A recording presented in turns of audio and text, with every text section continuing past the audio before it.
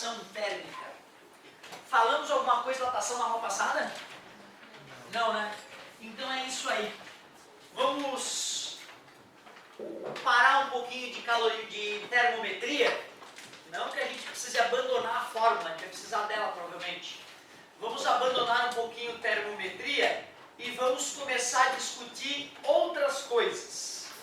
Uma coisa importante da gente discutir hoje é dilatação. Dilatação é uma coisa importante. Primeira coisa que eu pergunto para os meus alunos quando vou falar de dilatação é por que as coisas mudam de volume ao mudar de temperatura? Por que as coisas sofrem dilatações e contrações térmicas? De onde vem a dilatação térmica? Se formos pensar, eu já te respondi isso na primeira aula de eletrostática, né? Quando eu imitei o átomo para vocês. É isso. As coisas mudam de volume ao mudar de temperatura porque a temperatura mede o grau de agitação nas moléculas ou átomos que compõem o corpo. E átomos mais agitados ocupam mais espaço do que átomos menos agitados. Só isso.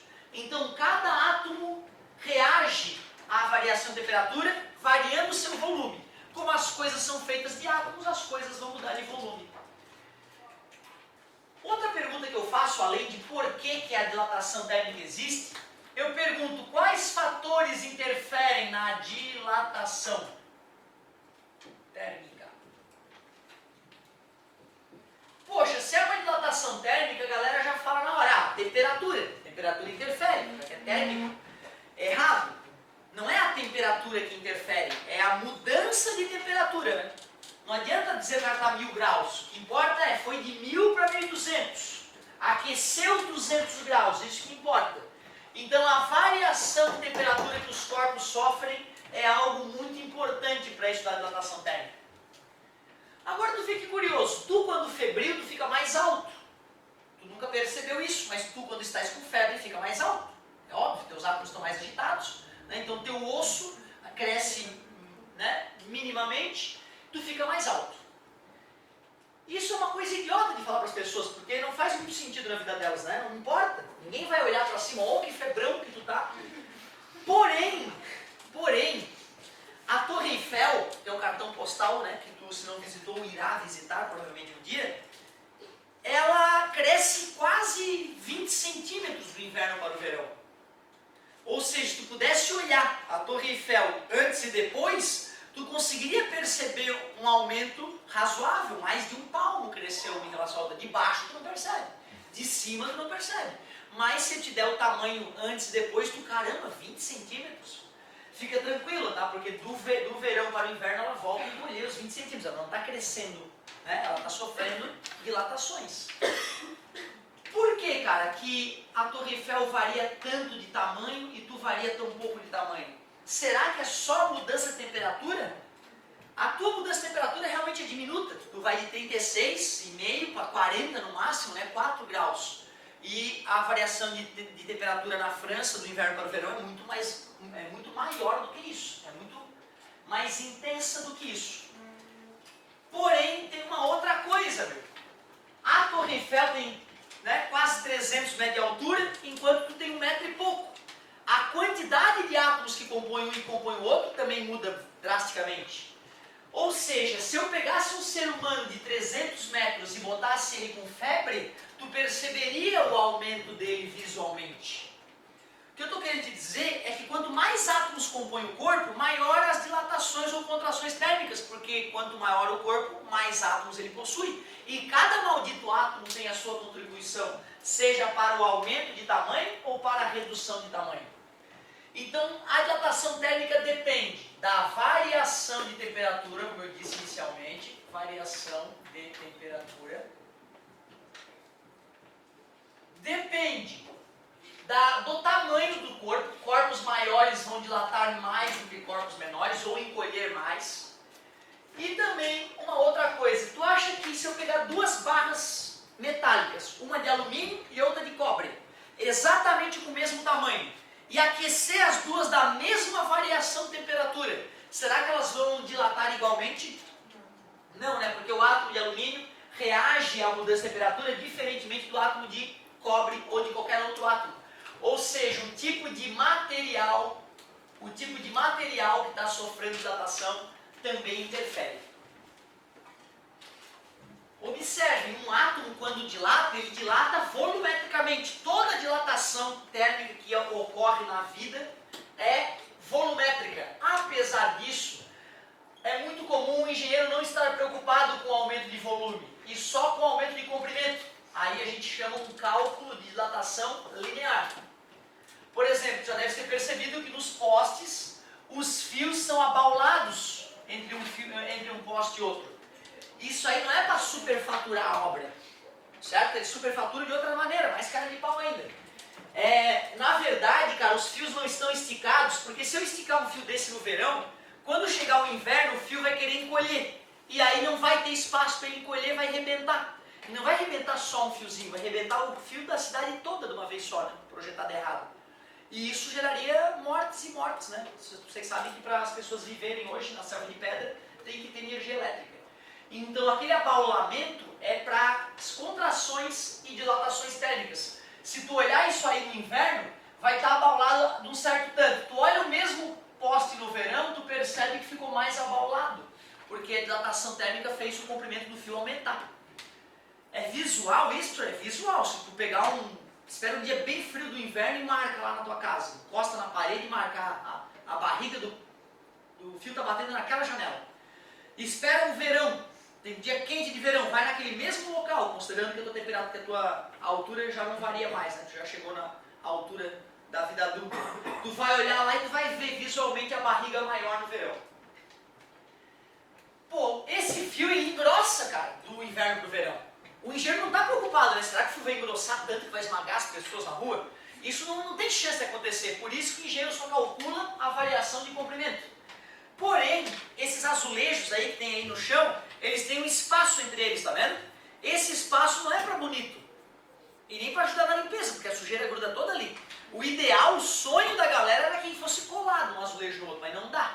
Não dá porque no verão esses azulejos vão querer crescer, e se não tiver espaço para eles crescer um pouquinho para cada lado, vai começar a soltar os azulejos do chão, como já deve ter acontecido com alguma parede na tua casa. Geralmente a culpa disso não é da argamassa que tu usa, e sim do espaçamento entre os azulejos. O engenheiro estudou a vida toda para calcular quanto é o espaçamento entre os azulejos. Ou às vezes o pedreiro olha aquilo, vai ficar muito grosso, vou fazer fininho. E aí pode dar problema também do inverno para o verão. É para isso que existe o rejunte flexível. O engenheiro que foi calcular o espaço entre os rejuntes flexíveis, o espaço do rejunte flexível entre os azulejos, ele vai fazer um cálculo de datação superficial. O senhor está querendo dizer que quando o azulejo aquece, ele não sobe, ele não cresce em direção ao teto? Cresce, claro que ele cresce, ele fica mais grosso do inverno para o verão. Mas não há riscos, né, de a gente ficar preso na sala de aula, certo? Ou seja, eu ignoro o fato de o azulejo dilatar para cima também. Mas se o navio da Petrobras, nossa querida Petrobras, se o navio da Petrobras extraiu um petróleo aqui no Atlântico, águas quentes, e vai levar petróleo para entregar para um cliente no Pacífico, em águas frias, milhares de litros de petróleo aparentemente desaparecerão do navio, e não por vazamento, porque o petróleo vai encolher quando for esfriado. Se o engenheiro não calcula quantos litros de petróleo serão entregues ao cliente, e for fazer a venda pelo volume extraído de petróleo aquecido, cara, vai dar um prejuízo de milhares de dólares, certo? Muito maior que o salário do engenheiro que já é bem pago. Ou seja, nesse caso, obviamente, seria uma dilatação volumétrica. Como é que na prática eu vejo uma dilatação linear? Ué, se tem uma barra de um certo material, que tinha um certo tamanho L0, botou no forno, a coisa cresceu, foi para um tamanho L. Como é que tu vai medir esta variação de tamanho ΔL? É só tu pegar o tamanho final menos o inicial, obrigado. E se for uma variação de superfície? Final menos inicial. E variação de volume? Variação de saldo corpóreo, final menos inicial. Qual que é a variação nessa vida? Final menos inicial, exatamente. Eu quero uma fórmula para calcular variações de tamanho, variações de superfície e variações de volume. Vocês concordaram comigo quando eu falei que o tamanho interfere. Então aqui vai ser L0. E aqui? S0, meu Deus, que óbvio. Volume inicial, como são parecidas as fórmulas. Eu falei para vocês que a mudança de temperatura interfere. ΔT, ΔT e ΔT. E a gente usa as letras gregas sempre que estão faltando letras, né? Alfa é a primeira letra do alfa. Beta é a segunda letra do alfabeto grego. Eu fiquei revoltado quando descobri que alfabeto vem do alfa e do beta. Deveria ter me avisado antes, né? Alfabeto. Beleza. Tu vê, cara, o material interfere. Vocês me falaram, né? Que alumínio e cobre dilatam diferentemente. Então nós vamos chamar de coeficiente de dilatação linear e vamos representar pela letra grega alfa essa característica do material que também interfere no fenômeno. Depois do alfa vem o beta e depois do beta o gama. Se eu chamei essa de coeficiente de dilatação linear, tu podes chamar essa. Muito obrigado pela participação. Coeficiente de dilatação superficial, nome completo. Coeficiente de dilatação volumétrico, certo? A dilatação é volumétrica, o coeficiente é volumétrico. Show de bola. Cara, eu vou te mostrar como é chato calcular o alfa de um material no laboratório. Tu não tem noção, cara, do prejuízo que é isso. Se tu quiser calcular o alfa do alumínio eu já usei em outra aula, vamos calcular o alfa do zinco. Imagina que tu tá louco para saber qual é o coeficiente de dilatação do zinco. O que tu vai fazer? Primeiro, tu vai pegar... Posso te ajudar, amigo? Minha letra é horrível. Deixa eu te ajudar. Não pode. Não, só tava pedindo pra ele as fórmulas, passou no meio. Tu apagou. Obrigado, cara. Ó, não tem, é agonia minha. O ΔL é L menos L0. O ΔS é a superfície final menos a inicial. Uma variação de volume é o volume final menos inicial. Certo? E interajam, gente. Eu adoro o meu aluno interagindo. Não imagina como eu fico preocupado quando vocês não interagem. Certo? Fundamental. Outra, eu vou errar na frente de vocês ao longo do ano. Se tu não me avisar que eu errei, eu vou ficar com cara de idiota no vídeo. Tu até pode ter percebido, entendeu o que aconteceu, entendeu? Mas nem sempre o aluno entendeu que eu cometi um engano. Aí tu me avisa, professor, tu falou uma coisa e escreveu outra, olha lá. E eu vou consertar. Na faculdade isso vai acontecer e tu vai subentender que o teu professor foi um engano. Tu não vai precisar chamar a atenção dele, professor, porque toda hora vai acontecer. Então, professor, de novo lá, tu falou uma coisa e escreveu outra. Na faculdade tu deixa passar batido, certo? Beleza? Comenta com o teu colega. Se o professor for muito queridão, tu comenta com ele. Mas, de maneira geral, tu fica quietinho, entende que ele teve um lapso de atenção e anota certo no teu caderno. Aqui não. Aqui uma vírgula que saiu do erro, do prumo, tu me chama a atenção para a gente poder ajudar todos ao mesmo tempo. Certo, meus queridos? Então, obrigado, parceiro. Aí, ó, as fórmulas das variações de temperatura, comprimento, superfície e volume. Voltando. Vamos ao laboratório, não mexam em nada, por favor, os equipamentos são muito caros. Eu quero publicar num livro de ciência dos materiais o coeficiente de dilatação linear do zinco. Olha a mão de obra. Primeiro, não adianta tu ir num cara, numa serralheria da esquina ali, o cara trabalha com zinco. Aí tu pede para ele, amigo, me vê uma barra de zinco que eu vou pro laboratório calcular a variação. Não é assim. Primeiro que essa barra de zinco, ela não vai poder ter 1 metro. Se tu pede um cara em qualquer lugar, me vê 1 metro de alguma coisa. Se tu for em casa medir com uma régua, tu vai ver que deu 1 metro aproximadamente. Mas tu vai para o laboratório medir, tu já vai ver que é 1,01 ou que é 0,998 metros. Isso não serve. Em laboratório, se tu quiser achar o coeficiente de dilatação de algum material, se tu quisesse usar uma barra de 1 metro, que já seria um absurdo, tu vai ter que ser 1 metro, 0,00000.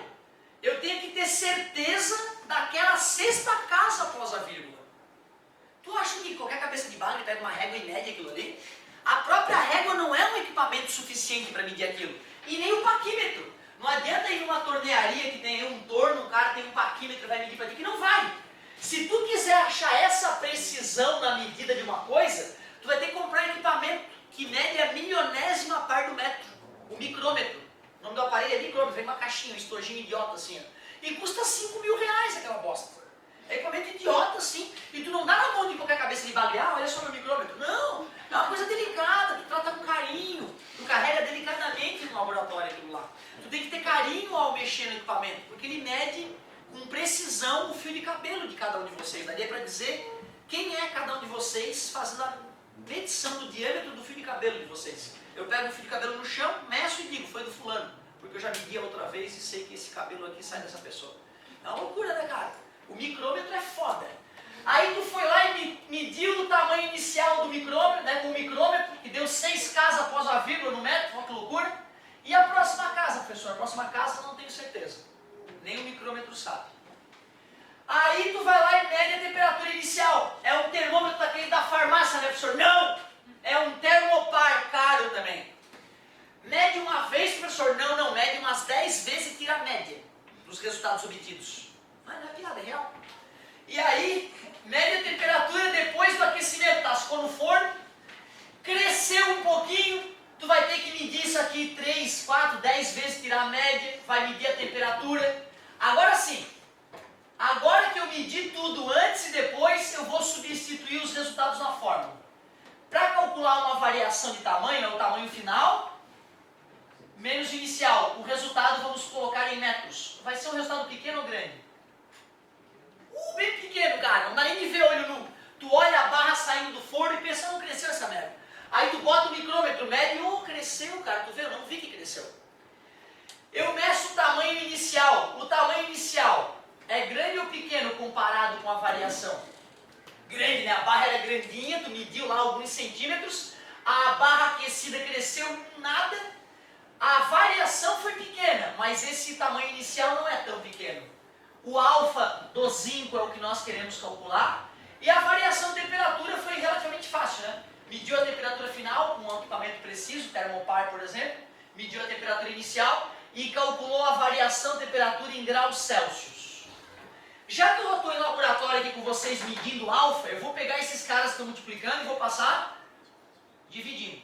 Tamanho em metro, minúsculo, dividido por um tamanho em metro, que não é pequeno, multiplicada por uma temperatura, uma variação de temperatura em graus Celsius. Tu acha que essa variação de temperatura vai ser grande ou pequena? Comparado com a variação de comprimento, por exemplo. Grande, né? Era, sei lá, 20 graus, foi para 220. Tem que aquecer adequadamente para poder enxergar as variações térmicas. O que está me dizendo é que é um número grande multiplicado por um número grande, e um número bem pequeno vai ser dividido por esse resultado grande. Concorda comigo? Pô, se o número já era pequeno e eu vou dividir por um número grande, vai ficar ainda? Por isso que todos os coeficientes de dilatação são números diminutos, pequenos. No caso do zinco, teria dado 26 vezes 10 na menos 6 graus Celsius na menos 1. Metro cancelou com metro, ficou 1 sobre graus Celsius. Usando a propriedade da potenciação, joguei para cima, graus Celsius na menos 1. Ah, que bom, hein, professor, agora já pode botar no livro. É tu aí que pensa, meu querido. Tu vai publicar uma revista científica que circula pelo mundo. Um cara lá do Azerbaijão vai pegar aquela porcaria daquela revista, vai analisar, porque ele é doutor em ciência dos materiais. E se ele vê, tá aqui a explicação do experimento. Eu não acredito que babaca o que ele fez. Puta que bicho burro, como é que ele fez isso? Isso aqui tá errado. Eu vou mandar uma carta para essa revista. Acabou. Quando essa porcaria dessa revista vier circular, o teu laboratório está fudido. Não vai receber mais $1 de investimento.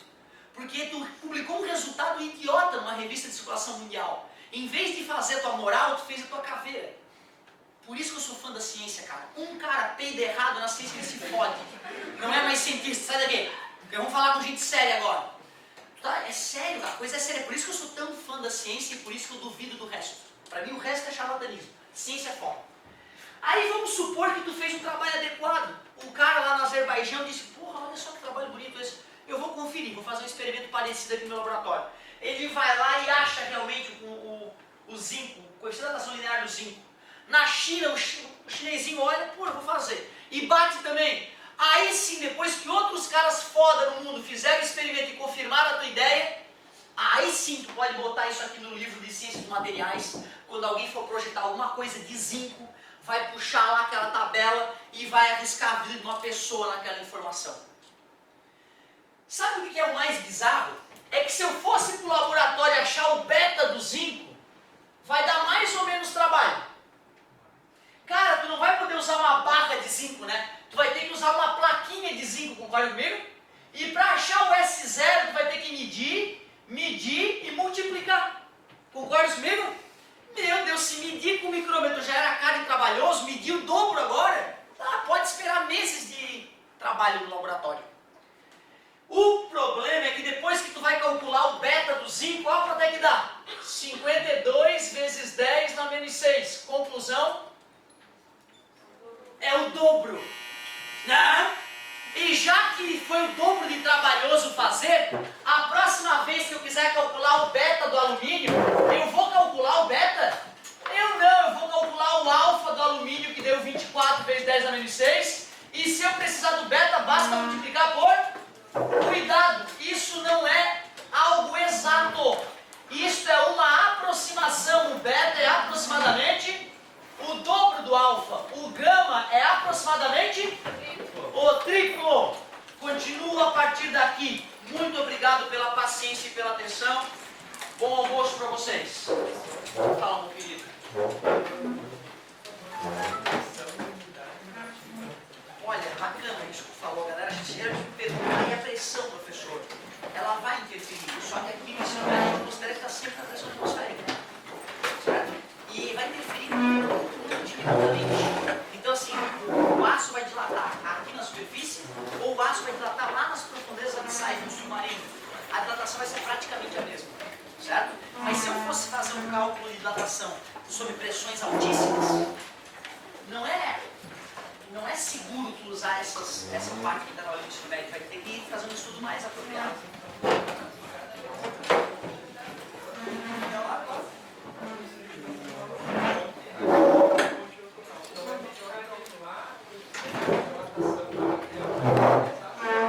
Pois então, a aceleração da gravidade não vai interferir. Então, como a diferença de pressão é mínima, não vai ter problema.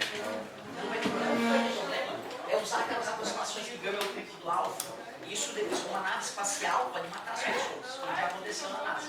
Eu vou explicar na próxima aula da Challenger. Explodiu porque estava 5 graus mais frio do lançamento, do que os projetistas calcularam, e uma borrachinha encolheu um pouquinho mais do que deveria e $1 bilhão foi queimado. Tá? E pessoas, né? Eu vi 8 pessoas e 20 anos de experiência. É exatamente 20 anos de experiência de avanço tecnológico. É isso. Na volta, vamos voltar a discutir isso. Ótima colocação, garoto. Muito boa.